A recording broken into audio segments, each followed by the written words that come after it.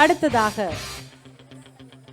கனவு தொழிற்சாலையில் திரைத்துறையில் கேமராவிற்கு பின் நின்று முன்னோடியாக சாதித்தவர்.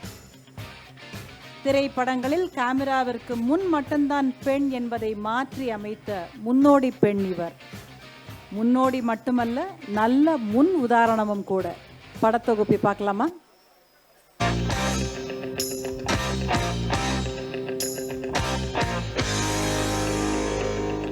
புதுமை பெண்ணிவள் சொற்களும் செய்கையும் பொய்மை கொண்ட கலிக்கு புதிதன்றி சதுமறைப்படி மாந்தர் இருந்த நாள் தன்னிலே பொதுவான் வழக்கமாம் மதுர தேமொழி மங்கையர் உண்மைதேர் மாதவ பெரியோருடன் ஒப்பற்றே என்ற மகாகவி பாரதியாரின் கவிதைக்கு ஏற்ப பெண்கள் குறிப்பிட்ட வேலைகள்தான் செய்ய வேண்டும் என்ற சித்தாந்தத்தை உடைத்து ஆண்களுக்கு நிகராக பெண்களும் ஆற்றலிலும் செயலிலும் சிறந்து விளங்க முடியும் என்று நிரூபித்து காட்டிய பாரதி கண்ட புதுமை பெண் இவர்.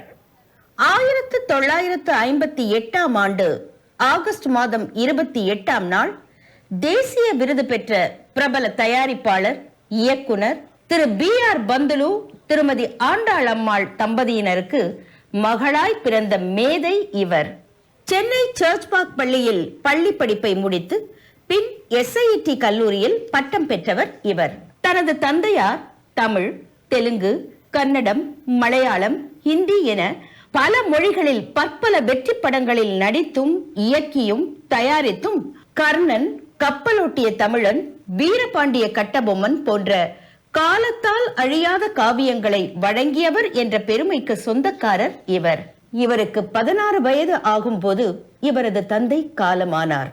அதன் பின் முதலில் இன்டீரியர் டிசைனர் ஆக வேண்டும் என்று எண்ணி இருந்த இவர் தனது சகோதரர் திரு B.R. ரவிசங்கர் இயக்கிய திரைப்படத்தின் ஒளிப்பதிவாளர் தேசிய விருது பெற்ற திரு அசோக் குமார் அவர்கள் அறிவுறுத்தலின் பேரில் அவரிடம் துணை ஒளிப்பதிவாளராக தனது 21ஆம் அகவையில் பணியாற்ற தொடங்கினார். எந்த காரியத்தை எடுத்தாலும் அதனை மிகச் சரியாக செய்ய வேண்டும் என்னும் இவர் உதவி ஒளிப்பதிவாளராக பணியாற்ற தொடங்கிய முதல் ஆண்டு ஒளிப்பதிவின் அடிப்படைகளை பற்றிய புத்தகங்கள் பலவற்றை கற்று தேர்ந்தார். அதன் பின்னே ஒளியின் அழகை ரசிக்க தொடங்கிய இவர் அதன் பதிவு பணியிலும் ஆர்வமானார். துணை ஒளிப்பதிவாளர் என்றால் அது வெறும் கேமரா பின் நிற்கும் பணி மட்டுமன்று. ஒளிப்பதிவு உபகரணங்களை கையாளுவது, லைட் ரிஃப்ளெக்டர்ஸ் போன்றவற்றை காட்சிக்கு ஏற்ற மாதிரி தானே தூக்கி வைத்து இடம் மாற்றுவது என அத்துறையில் உள்ள அனைத்து வேலைகளையும் ஸ்டூடியோவில் மட்டுமன்றி வெளிப்புற படப்பிடிப்பு தளங்களிலும் தானே ஒரு பெரிய தயாரிப்பாளரின் மகள்தானே, இவை அனைத்தையும் செய்வதா என்று இவர் ஒருபோதும் எண்ணியதில்லை. ஒளிப்பதிவாளர் முதல் லைட் பாய் வரை அனைவரும் தனக்கு குருதான் என்று எந்த வித்தியாசமும் பாராமல் தன் கலையை முனைப்புடன் 4.5 ஆண்டுகள் கற்று 30 திரைப்படங்களுக்கு துணை ஒளிப்பதிவாளராக பணியாற்றியவர் இவர். முதலாக தனியாக ஒரு காட்சியை ஒளிப்பதிவு செய்த திரைப்படம் கை கொடுக்கும் கை. அதன் இயக்குனர் திரு மகேந்திரன் அவர்கள், நடிகரோ சூப்பர் ஸ்டார் ரஜினிகாந்த் அவர்கள். காட்சியோ சண்டை காட்சி. ஆனால் அவர்கள் யாருமே இவர் பெண் என்றோ பேதமை பாராமல் அழகாக ஒத்துழைத்து இவரது காட்சி பதிவை பாராட்டியதை நினைவு கூர்ந்து மகிழ்கிறார் இவர். பல முன்னணி இயக்குநர்களுடன் பணியாற்றிய இவருக்கு 1985 ஆண்டு தனியாக முழு நீள திரைப்படத்தின் ஒளிப்பதிவு வாய்ப்பு 3 பேரிடம் இருந்து வந்தது. அதில் இவர் தேர்ந்தெடுத்தது திரு K. பாக்யராஜ் அவர்களுடைய திரைப்படம் சின்ன வீடு. தன் கண் முன்னே ஒரு புதிய வரலாறு எழுதப்படுகிறது என்று நன்கு உணர்ந்த திரு K. பாக்யராஜ் அவர்கள் இவரை ஊக்குவித்து ஆசியாவின் முதல் பெண் ஒளிப்பதிவாளர் என்று அத்திரைப்படத்தின் மூலம் அவரால் அடையாளப்படுத்தப்பட்டவர் இவர். முதல் திரைப்படத்திலேயே அனைவரது பாராட்டையும் பெற்ற இவர் தொடர்ந்து அறுவடை நாள், இனிய உறவு பூத்தது, தெற்கத்தி கள்ளன், என் புருஷன்தான் எனக்கு மட்டும்தான், மல்லுவேட்டி மைனர், தெற்கு தெரு மச்சான் போன்ற திரைப்படங்களிலும் புதுமை இயக்குனர் ஸ்ரீதர், திரு மணிவண்ணன், திரு மனோபாலா, திரு கலைமணி போன்ற பிரபல இயக்குனர்களுடன் ஒளிப்பதிவாளராக பணியாற்றியவர் இவர்.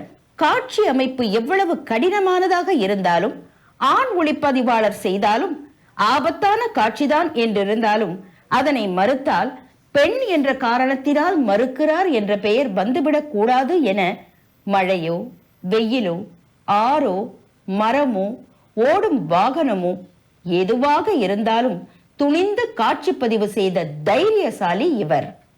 சிறந்த ஒளிப்பதிவாளர் என்ற பெயர் எடுத்த இவர் 1992ஆம் ஆண்டு அரவிந்த் சாமி, சுரேஷ் கோபி, கௌதமி ஆகியோர் நடித்த டாடி என்ற மலையாள திரைப்படத்தின் மூலம் சிறந்த எழுத்தாளராகவும் அறியப்பட்டார் இவர். வெறும் ஒளிப்பதிவாளர், எழுத்தாளர் என்று நின்று விடாமல் அதனைத் தொடர்ந்து 1995ஆம் ஆண்டு பாட்டு பாடவா திரைப்படத்தை தானே இயக்கலானார். SP பாலசுப்ரமணியம் கதாநாயகனாக நடித்த இத்திரைப்படத்தின் பல உருக்கமான காட்சிகள் ரசிகர்களின் மனதை கசிந்துருகச் செய்தது.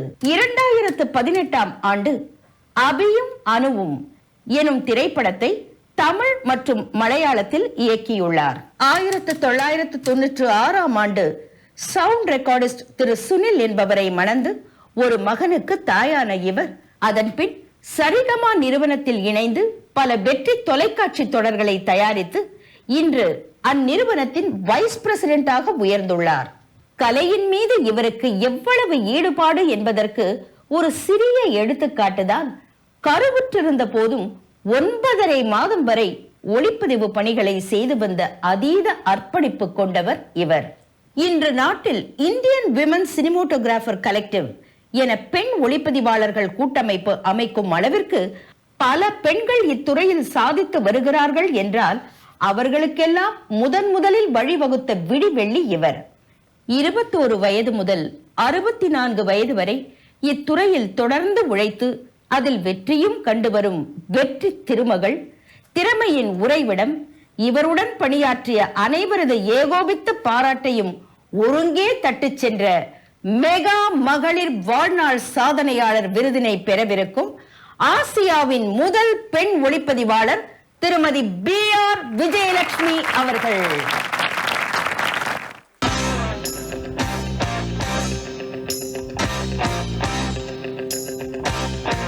மெகா மகளிர் வாழ்நாள் சாதனையாளர் விருதினை பெற ஆசியாவின்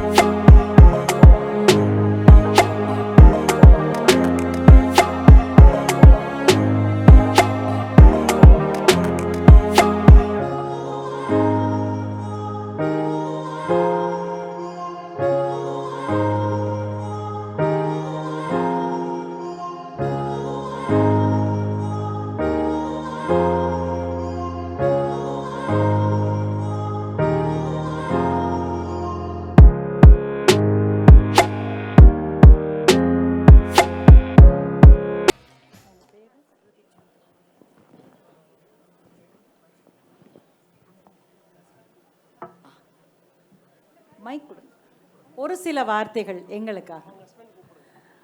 அவார்டீஸ் எல்லாரும் மெகா சாதனையாளர்கள் அத்தனை பேரையும் அன்போடு மேடைக்கு அழைக்கிறோம்.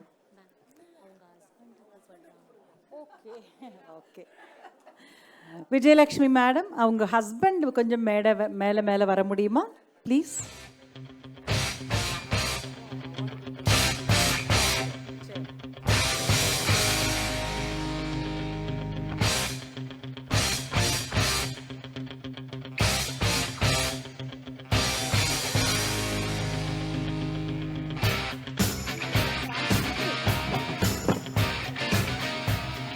Hello hello hello okay.